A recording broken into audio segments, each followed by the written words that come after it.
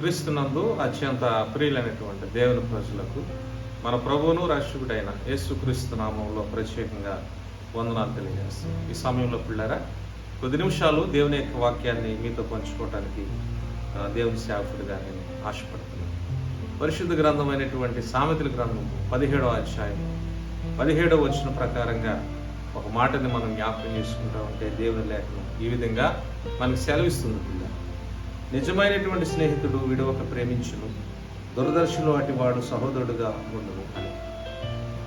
ఈ యొక్క జీవితంలో మానవులుగా మనం ఉంటుండగా ప్రతి మనిషికి ప్రతి ఒక్కరికి కూడా మరి స్నేహితులు అనేటటువంటి వారు అవసరమై ఉండగా ఒక మనిషి మరి యొక్క మనిషితో సహవాసం చేయాలని మానవులుగా మనం కోరుకుంటూ ఉంటాం. అయితే ఇక్కడ దేవుని యొక్క లేఖనం మనకి ఏమని సెలవిస్తుందని అంటే నిజమైనటువంటి స్నేహితుడిగా ఉండాలని దేవుని యొక్క లేఖనం సెలవిస్తుంది. మరి లోకంలో మనం చూసినప్పుడు నిజమైనటువంటి స్నేహితులుగా స్నేహం చేసేటటువంటి వారు మనకి అంతగా కనపడదు. ఏదో మన యొక్క అవసరతల కొరకు, మన యొక్క అక్కర్ల కొరకు, లేక వారి యొక్క అవసరతల కొరకు, వారి యొక్క అక్కర్ల కొరకు మనుషులతో సహవాసం చేసి స్నేహించి మళ్ళా వదిలిపెట్టేసేసి వారి యొక్క వ్యక్తిగత జీవితానికి వారు కొనసాగించుకునేటువంటి వారు ఉంటారు. మరి అటు వారిని కనుక మనం జ్ఞాపకం చేసుకుంటూ ఉంటే, వాక్యంతో కనుక పోల్చుకుంటూ ఉంటే అది నిజమైనటువంటి స్నేహమా అని ఒకసారి పరిశీలన చేస్తే అది ఖచ్చితంగా నిజమైనటువంటి స్నేహం అయితే మాత్రం కాదు. ఇందుకే దేవుని యొక్క లేఖనంలో నుండి మనం చూస్తే నిజమైనటువంటి స్నేహితులు ఎవరు అని అంటే ఒక ప్రభు అయినటువంటి యేసుక్రీస్తు వారు మనకి నిజమైనటువంటి స్నేహితుడిగా ఆయన మనకు కనబడతారు. ఎందుకంటే ఆయన ఆది అంతమైనటువంటి దేవుడు, అల్ఫాయు ఒమేగా అయినటువంటి దేవుడు. సృష్టి అంతా కూడా ఆయన మూలంగానే ప్రారంభించబడింది. సృష్టి అంతా కూడా మళ్ళా ఆయన ద్వారా ముగించబడుతుందని వాక్యం సెలవిస్తుంది. అందుకనే వాక్య లేఖనంలో నుండి అల్ఫాయు ఒమేగా అనేటువంటి మాటలు వాడబడి పిల్లరా ఈ సమయంలో మరి ఒక సేవకుడిగా, దేవుని సేవకుడిగా నేను వాక్యంలో నుండి మీకు చెప్తున్నటువంటి మాట ఏంటంటే మరి నిజమైనటువంటి స్నేహితులుగా మనం ఉండాలి. నిజమైనటువంటి సహవాసం కలిగేటటువంటి వారుగా మనం ఉండాలి. అటు వారు ఎలా ఉంటారనంటే మరి విడివక ప్రేమిస్తారని వాక్యం సెలవిస్తుంది. నిజమే కదా పిల్లరా? నేడు దినాన మనం ఆలోచన చేస్తే మనలతో కొంతకాలం స్నేహించినటువంటి వారు మరి కొంతకాలం అయిన తర్వాత ఏం చేస్తారని అంటే మనల్ని విడిచిపెట్టి వెళ్ళిపోతారు. ఎందుకు మనల్ని విడిచిపెట్టారో, ఎందుకు మనకు దూరం అయ్యారో మనకు ఒక్కొక్కసారి అర్థం కానటువంటి పరిస్థితి కనపడుతుంది. మనమందరం కూడా ఆలోచిస్తూ ఉంటాం, ఏంటి ఈ పరిస్థితి, ఇప్పుడు దాకా బాగానే జీవించాము, బాగానే సహవాసం కలిగి ఉన్నాం, కలిసి తిరిగాం, కలిసి తిన్నాం, కలిసి చక్కగా సమయాన్ని గడిపాం. మరి ఉన్నట్టుండి ఏమిటి ఈ యొక్క ఎడబాటు అన్నట్టుగా మన జీవితాల్లో ఒక ప్రశ్నార్థకంగా, ఒక ప్రశ్న గుర్తుగా మన జీవితాల్లో మిగిలిపోతుంది. మరి ఎందుకని సహవాసం చేసినటువంటి వ్యక్తి ఒక్కసారిగా మనకు దూరం అయ్యాడు అని మనం ఆలోచిస్తే పిల్లరా ఇక్కడ మనం గమనించాల్సింది ఏంటంటే ఇక నీతో ఆ వ్యక్తికి పని,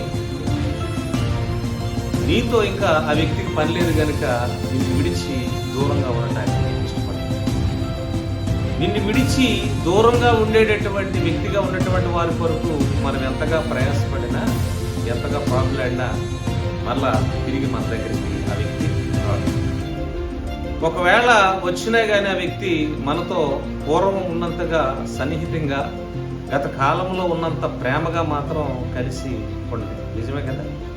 మరి దీన్ని బట్టి కనుక మనం ఆలోచన చేస్తే ఏంటి స్నేహానికి అర్థం అని అంటే అశాశ్వతమైనటువంటి స్నేహమే కదా, అశాశ్వతమైనటువంటి ప్రేమే కదా. మనం ఈ లోకంలో మనుషులుగా ఒక సాటి మనిషి పక్షాన మనం కనపరిచేటటువంటి వారిగా మనం ఉండగలుగుతాం.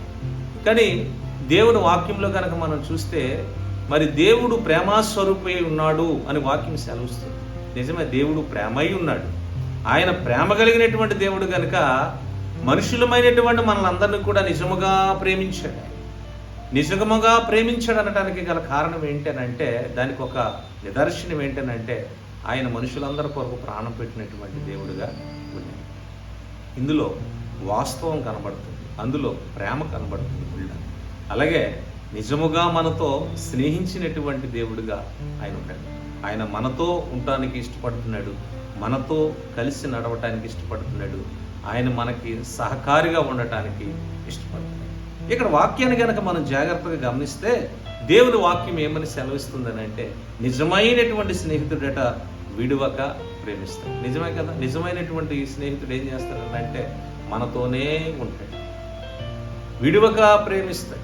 మన కష్టాల్లో, మన శ్రమల్లో, మన బాధల్లో, మన యొక్క ఇరుకు ఇక్కాటంలో కూడా మనతోనే ఉంటాడు. నిజమైనటువంటి స్నేహితులను ఎప్పుడు చూడాలంటే, నిజమైనటువంటి వారిని, నిజముగా మళ్ళీ ప్రేమించేటటువంటి వారిని ఎప్పుడు చూడాలనంటే, మనకు అన్ని కలిగి ఉన్నప్పుడు కాదు, అన్ని అనుకూలించినప్పుడు కాదు, ఒక్కొక్కసారి మనల్ని ఐశ్వర్యము, సంతోషము, ఆనందము, ధనము విడిచి వెళ్ళిపోయినప్పుడు, ఆ విడిచి వెళ్ళిపోయినప్పుడు కూడా మనతో ఉంటారు. చూసారా? ఏం విడిచి వెళ్ళిపోయినప్పుడు అని అంటే, ధనము మనల్ని విడిచి వెళ్ళిపోయినప్పుడు, లేక ఆరోగ్యము మనిషిని విడిచి వెళ్ళిపోయినప్పుడు, మనవారు అనుకునేటటువంటి వారు కూడా మళ్ళీ విడిచి వెళ్ళిపోయినప్పుడు, అప్పటి వరకు కూడా మనతోనే ఉండి, మన వెంటే ఉండి, మనతో సహజీవనం చేయడానికి, మనతో కలిసి ఉండటానికి ఇష్టపడతారు. చూసారా? వారిని నిజమైనటువంటి స్నేహితులుగా మనం భావించేటటువంటి వారిగా మనం. పరిశుద్ధ గ్రంథంలో ఒక బెస్ట్ ఎగ్జాంపుల్ మనకి ఇద్దరు వ్యక్తులు కనబడతారు. అందులో మొదటి వ్యక్తి ఎవరునంటే యోనాతాను, రెండో వ్యక్తి ఎవరునంటే దావీదు. మొదటి సామ్యూయేలు గ్రంథము 18వ అధ్యాయము మొదటి వచనాన్ని గనక మనం ఒకసారి వాక్యాన్ని కనుక చూస్తే, ఆ శ్రేష్టమైనటువంటి సందర్భం పిల్లరా మనకు కనబడతాం. ఎంత చక్కని మాట దేవుడు అక్కడ రాయించి ఉంచాడు అంటే, ఇక్కడ మొదటి సామ్యూయేలు గ్రంథము 18వ అధ్యాయం మొదటి వచనంలో మనం చూస్తే, దావీదు సౌలుతో మాట్లాడుట చాలించినప్పుడు యోనాతాను హృదయము దావీదు హృదయముతో కలిసిపోయింది. యోనాతాను దావీదును తన ప్రాణ స్నేహితులుగా భావించుకుని అతన్ని ప్రేమించింది. ఇక్కడ విచిత్రమైనటువంటి సంఘటన ఏంటి అని మనం ఆలోచన చేస్తే, ఇక్కడ మాట్లాడుకుంటుంది ఎవరునంటే, సౌలు దావీదుతో మాట్లాడు. సౌలు దావీదుతో సంభాషణ చేస్తా ఉంటే, సౌలు కుమారుడైనటువంటి యోనాతాను అక్కడ సౌలు దగ్గరే ఉండాడు. ఇక్కడ సౌలు దగ్గరే ఉండి ఎవరిని గమనిస్తున్నాడు అని ఆలోచన చేస్తే, దావీదుని గమనిస్తా ఉంటే, మాట్లాడుకుంటుందేమో, ఈ కాన్వర్జేషన్ జరుగుతుంది ఎవరికినంటే సౌలుకిని దావీదుకినైతే, యోనాతాను హృదయమును దావీదు హృదయమును కలిసిపోయాడు. ఎంత అద్భుతమైనటువంటి ఆశ్చర్యకరమైనటువంటి విషయం. అది మొదలుకొని వారి యొక్క వ్యక్తిగత జీవితంలో ఎంత స్నేహాన్ని వారు కొనసాగించారు అంటే, బెస్ట్ ఫ్రెండ్స్ ఉన్నారా ఎవరన్నానంటే బైబిల్లో ఎంత చక్కని ఒక ఉదాహరణగా మనకి దేవుడు రాయించిన విషయం. నిజమైనటువంటి స్నేహం అంటే ఈ ఇరువురి మధ్య చాలా ఆశ్చర్యకరమైన సంగతి ఏంటంటే, సౌలు దావీదుని తదుపరి కొంతకాలం తర్వాత దావీదుని చంపాలనుకుంది.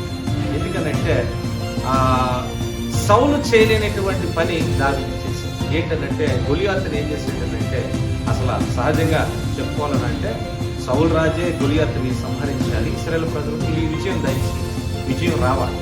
కానీ ఆ విషయాన్ని అక్కడ పక్కన పెడితే, సౌలు ద్వారా దేవుడు కార్యం చేయలేదు, కానీ దావీదు ద్వారా దేవుడు ఘనమైనటువంటి కార్యం చేసి ఇశ్రాయేలు ప్రజలకి ఘనమైనటువంటి విజయాన్ని దేవుడు అనుగ్రహించాడు. అక్కడ ఉన్నటువంటి కొందరు స్త్రీలు అంటారు, సౌలుకి 1000 కొలుదవో దావీదుకి 10,000 కొలుదవో అనగానే అక్కడ విషపు చూపు సౌలు దావీదుని చూసినట్లుగా మనం చూస్తాం. పిల్లారా, సౌలు దావీదుని ద్వేషించినప్పటికీ, శత్రువుగా చూసినప్పటికీ, చంపాలని ప్రయత్నం చేస్తూ చంపాలని పరుగులెడుతున్నప్పటికీ దేవుడు ఏం చేశాడు అంటే, ఒక గొప్ప ఆయుధముగా, ఒక గొప్ప స్నేహితుడిగా దావీదుకి యోనాతాను ఇచ్చాడు. గొప్ప విషయం ఏంటంటే, సౌలు ఏం చేయాలనుకున్నా, ఏం పన్నాలనుకున్నా యోనాతానుకు చెప్పకుండా మాత్రం ఉండేట. ఇంతకన్నా గొప్ప విషయం ఇంకేం కావాలి దావీదుకి? ఏమండి, ఏ విషయం చేయాలన్నా కానీ, ఏ విషయము జరిగించాలన్నా కానట సౌలు యోనాతానుకు చెప్పకుండా మాత్రం చేయడట. అందుకనే ఇక్కడ వాక్యంలో మనం చూస్తే, యోనాతానుకి చెప్పితే ఎవరికి చెప్పినట్లు అంటే దావీదుకి చెప్పినట్లు. ఎందుకనంటే వీరు ప్రాణ స్నేహితులని వాక్యం సాగించారు. దీనికి ముగింపుగా ఒక మాట ఏంటంటే, సౌలు యోనాతానుని రాజుగా చూడాలనుకుంటున్నాడు. సౌలు తన జీవిత తదనంతరం ఇశ్రాయేలు ప్రజల మీద రాజుగా యోనాతానుని చూడాలనుకుంటే, యోనాతాను ఇశ్రాయేలు ప్రజల మీద దావీదుని రాజుగా చూడాలనుకుంటే, ఇది దేవుని యొక్క ఉద్దేశం, దేవుని యొక్క ప్రణాళిక.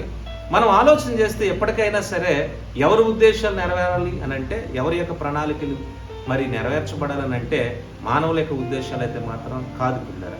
దేవుని యొక్క చిత్తమే, దేవుని యొక్క ఉద్దేశమే నెరవేర్చబడాలి గనక వారరుగురి యొక్క జీవితాల్లో పిల్లరా దేవుని యొక్క చిత్తమే నెరవేర్చబడాలి. అది ఎవరి పట్లనంటే దావీదు. సౌలు రాజు తదనంతరం దేవుడు ఇశ్రాయేలు ప్రజల మీద దావీదుని రాజుగా. It's beautiful. నిజంగా ఈ దినాన దేవుని చిత్తాన్ని మనం జరిగించేటటువంటి వారిగా మనం ఉంటే, దేవుని చిత్తాన్ని వాక్యానుసారంగా ముందు కొనసాగేటటువంటి వారిగా మనం ఉంటే, దేవుడు తప్పగా ఒక దినాన్ని మనకు ఇచ్చిస్తాడు, ఒక ఘనమైనటువంటి స్థానం. దేవుడు తన మాటలు మనకి ఇంట్లో దీవించుకుంటాడు.